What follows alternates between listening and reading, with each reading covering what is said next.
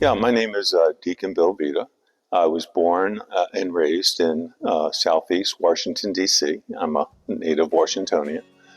We moved out to the suburbs in the early 1960s, where I attended Mount Calvary Catholic Church and school in Forestville. While I was working, I was already married to my wife, Kathy. And really, we have had two kids already by that time. And so I was working and living in Montgomery County by that time, up in the Germantown area. So I remember when I was 12 years old, I can see it as I can see you right now. I was talking to my next door neighbor, a young man at the same time, around the same age, a little older. And we were talking about the Lord. And from that moment on, I just had a strong desire to serve the Lord and to preach about the Lord and to share the Lord with other people. But at that time, I didn't realize how I was going to do that. Because I knew as a Catholic, in the 1960s, the only way that you could do that really is to become a priest. And I did want to, get married one day, so I knew priesthood was out. And so I kind of just buried it and just kind of forgot about it for the next few years. So in the 1980s, we were living up in Germantown, and we had started to attend Mass at Mother Seton Parish in Germantown. Monsignor Len Hurley was the pastor at that time. And he brought us back into the church, got us involved into the church, started us with doing lecturing and ushering and things of that nature, teaching CCD. And so it was a good experience to learn my faith a little more, to share it with others. And it was I felt it was starting to connect that feeling that I had back when I was 12 years old. But I still didn't know what to do with that. It wasn't until probably 1982 that my brother-in-law introduced me to to the diaconate. He said to me, he came up to me one day and he says, "Bill, have you ever thought about becoming a deacon?"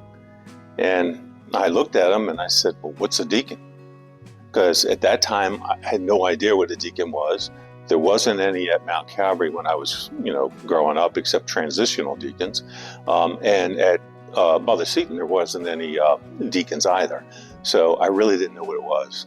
And he explained it to me, and I said, nah, whatever. I don't think so. And so I just went about doing the things that I was doing at the parish.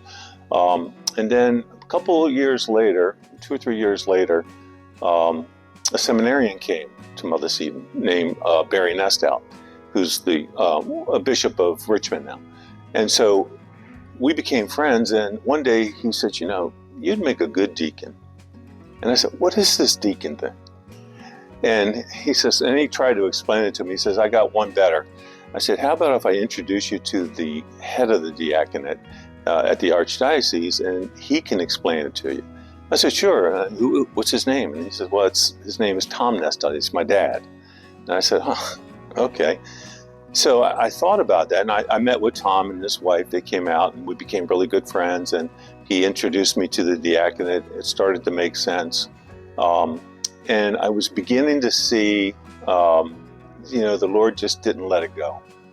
I kept turning away from it, with people saying, well, what about being a deacon? Or, even when Barry Nestout told me to, hey, what about the diaconate? I still was being reluctant. I was still trying to come up with an excuse not to pursue it. And it wasn't until after I met with Tom, I finally thought, okay, let's give it a try. And so, he got me signed up. I went into the formation program. It was a challenge, because I had a young family. I was working, but the grace of God was just overwhelming, and He really took care of everything for us. And it was the right decision to make. The grace was there. So I guess I finally accepted that this is what God wanted for me from the time that I started to feel this at 12 years old. Here I am 32 years later talking about it and happy that I made that decision. Whatever your vocation is, what I would share with you is that if it's what God wants of you, God won't let it go until you either accept it or totally turn your back on it. Even if you turn your back on it, I did that with the diaconate. I turned away from it, and he brought it right back to me. So God just doesn't give up. Don't allow your fears, don't allow your anxieties, don't allow the enemy to try to trip you or lead you away from where God wants you at in your life, whether it's a priest, whether it's a religious sister or brother, or whether it's a permanent deacon.